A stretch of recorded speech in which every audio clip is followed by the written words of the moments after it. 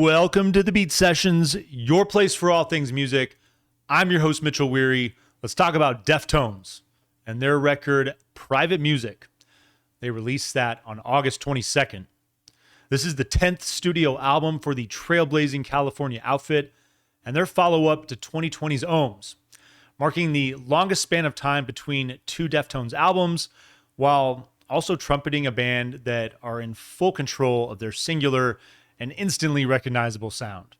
I've seen a lot of people over the last few days posit that Deftones are at the height of their career, with many of them supporting this claim in reference to the band's sizable Gen Z following amongst many other legitimate factors.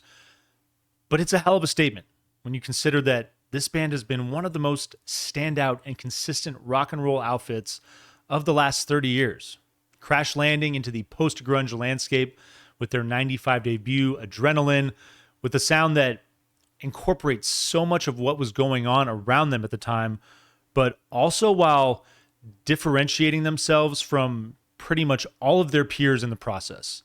The first line that we ever hear from Chino Moreno is "Hear Me Spit on You" from opener Bored, and they haven't let up since.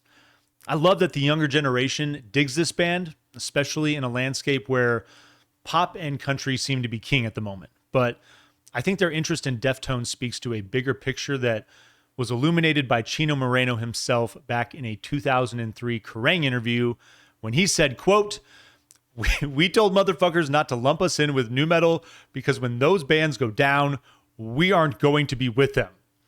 It hurts even more to still see critics use that label while discussing this band because Deftones have always sounded different, in my opinion anyway, and I think Private Music is a record that demonstrates the continued fine-tuning of those nuances that appeal to fans, both new and old alike.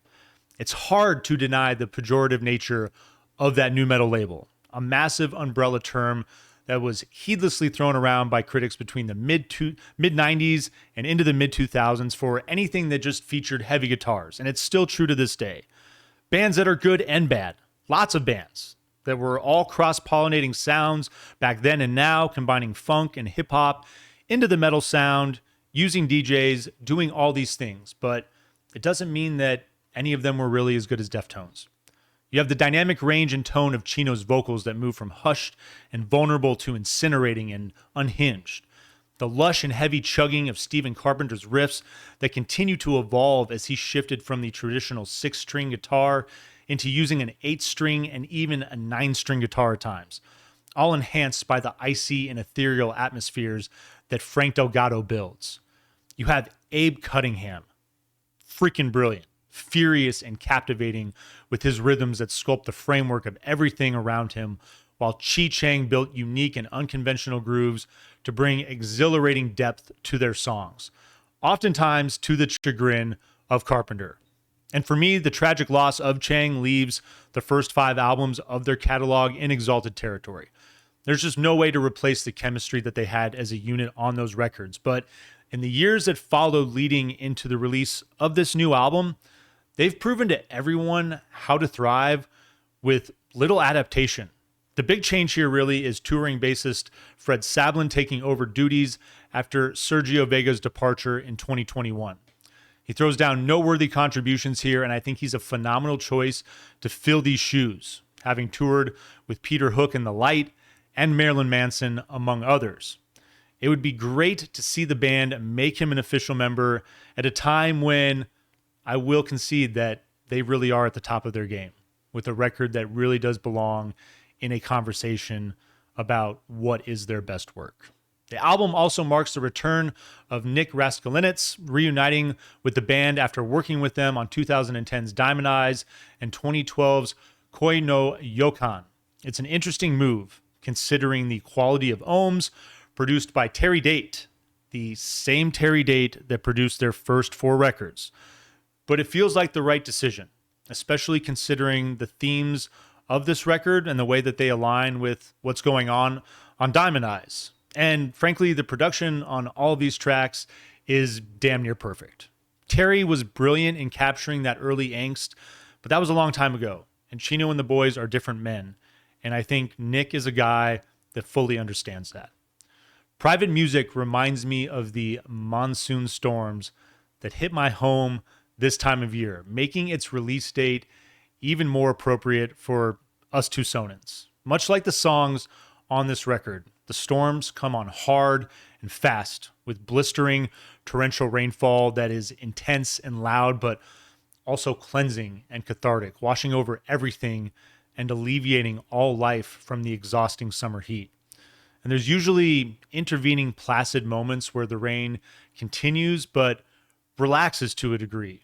And I feel this is embodied on tracks like Infinite Source and I Think About You All the Time. From the moment you drop the needle on this thing, there's great tension that builds in the record's lofty melodies and the hard edge sound, with Abe's thunderous drumming, as always, creating an exhilarating foundation for the listener to find their footing as they're bathed in waves of guitars. Private Music showcases Stephen Carpenter at top form with a nonstop assault of brilliant riffs. And I'm not saying that this is the best Deftones record ever, but it might be the best collection of riffs he's compiled for any singular project.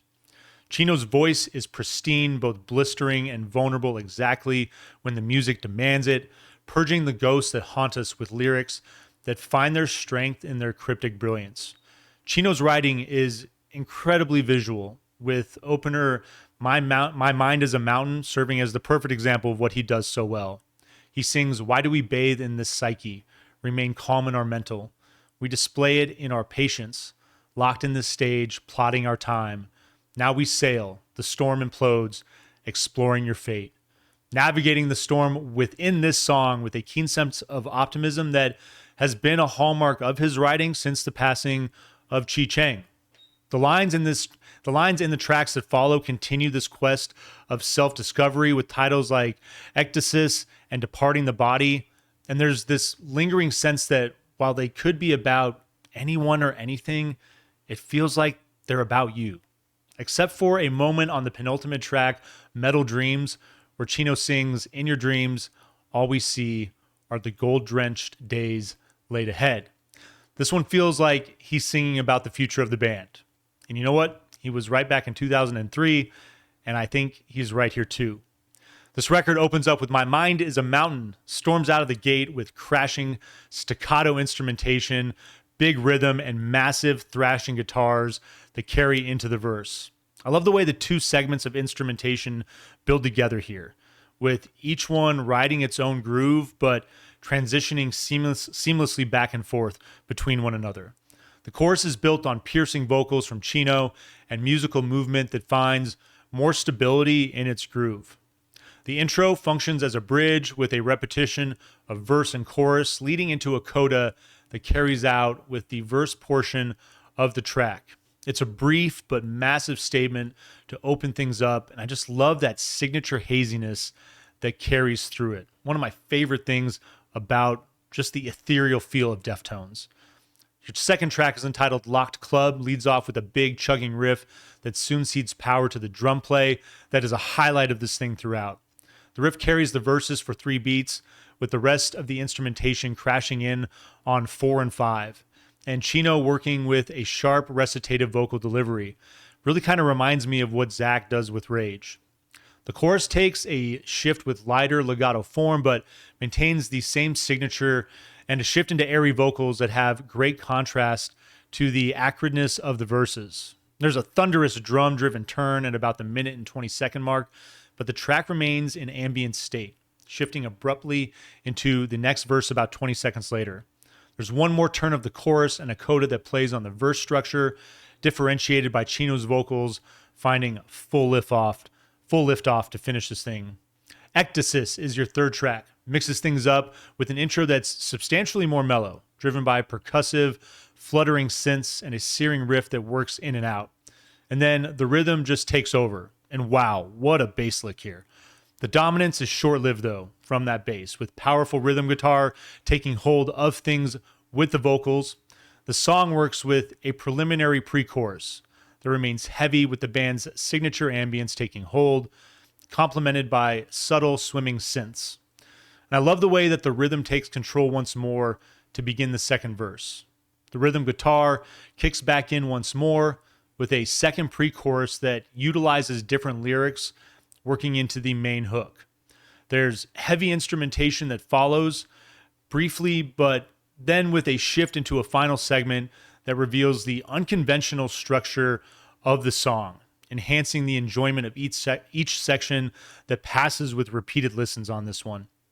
There's a long fade out with fluttering synths that lead right into your fourth track, which is entitled Infinite Source. A highlight for me. I really enjoyed this song that opens with driving percussion and a screeching lead riff.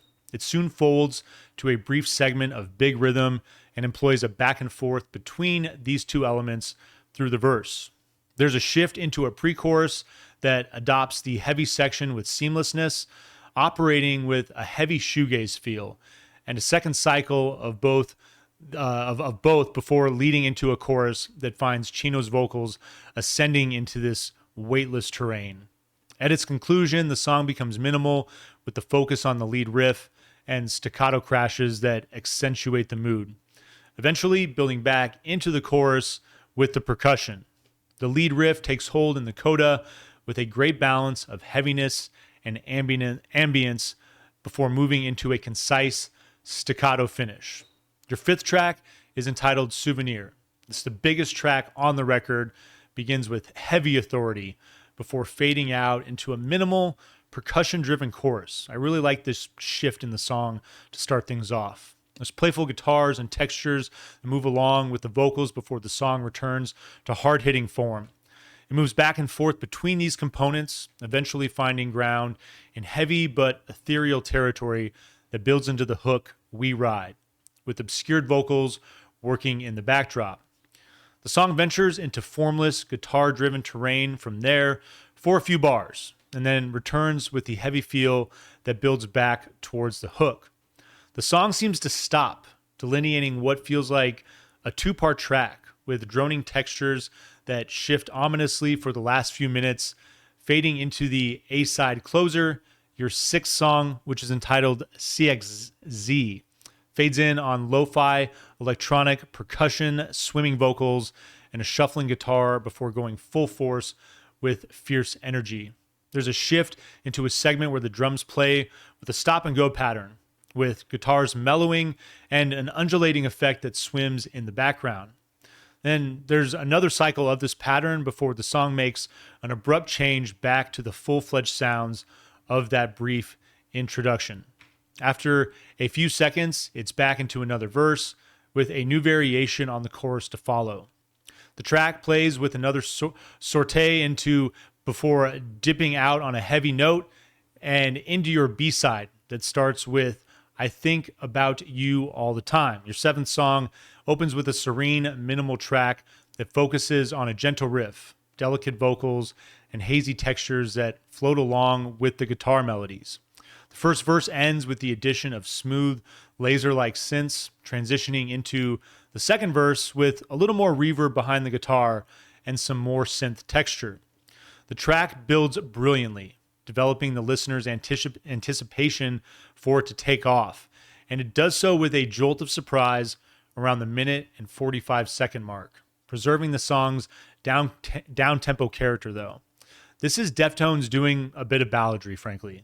Roughly a minute later, the music falls out to focus on this singular riff before returning with full force to close and drifting out on that lead riff. And into your eighth song, Milk of the Madonna, another highlight for me. I really dig this track that opens with a fluttering vocal and a sharp synth element that quickly builds in its potency.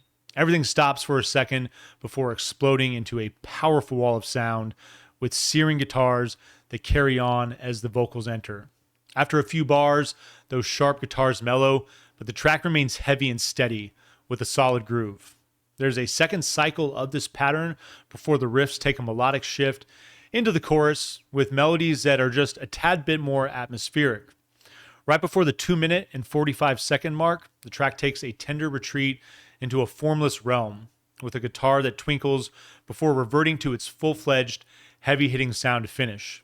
There's a quick record scratch that ushers in your ninth song, Cut Hands, And it is a track that's immediate with sharp, hard-hitting vocals that honestly kind of recalls something that the Beastie Boys may have done in their career. They work solo for just a moment before a blistering mid-tempo assault takes over, building on a stop-and-go structure.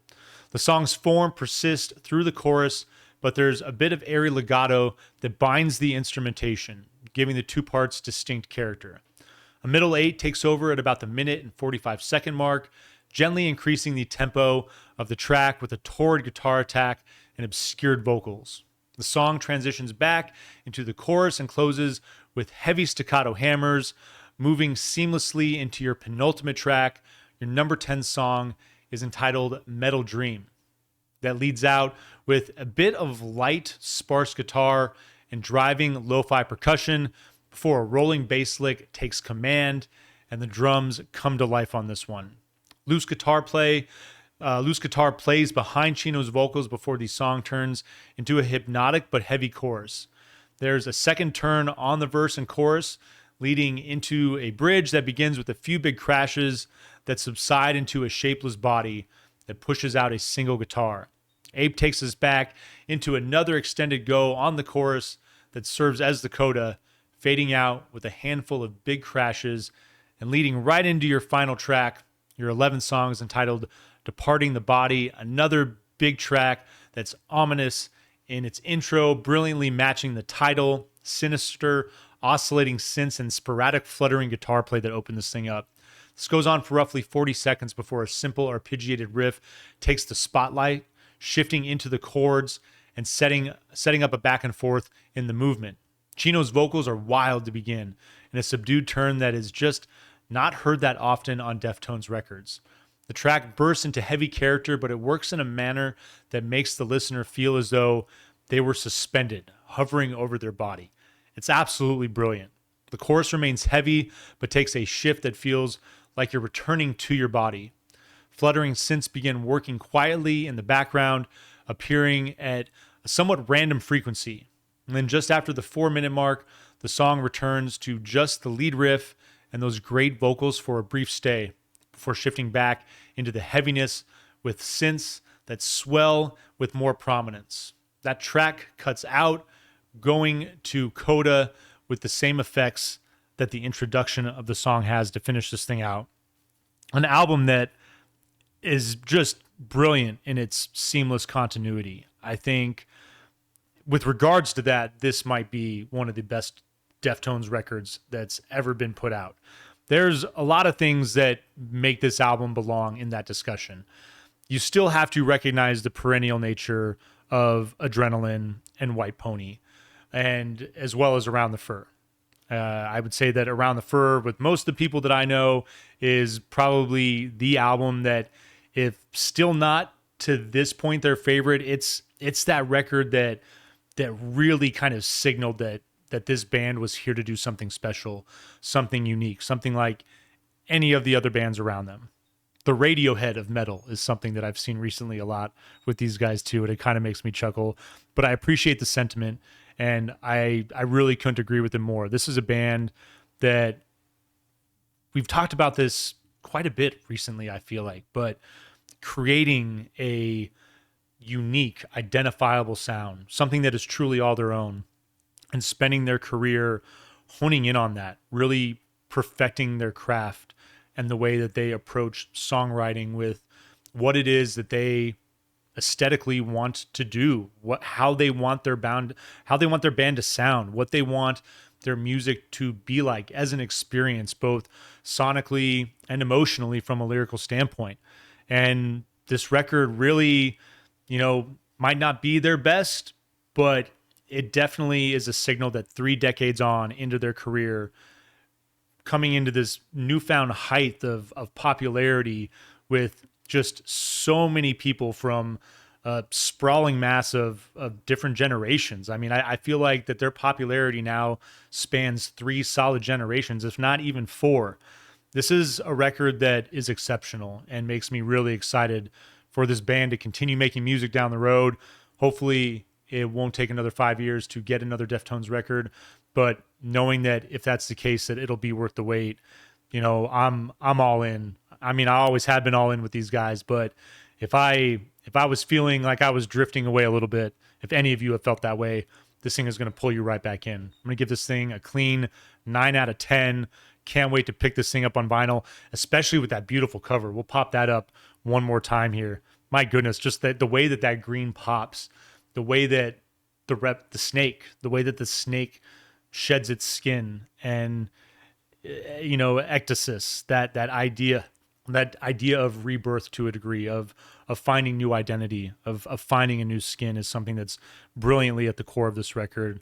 And they've always made good album covers, but this also might be one of the best ones that I've ever seen. So I hope you enjoy this record. I hope you find this review helpful as well. Please like this video, share it, subscribe to the channel, do all the things to help me blow this project up in 2025, and stay tuned throughout the week for more album reviews. We'll see you next time on the Beat Sessions.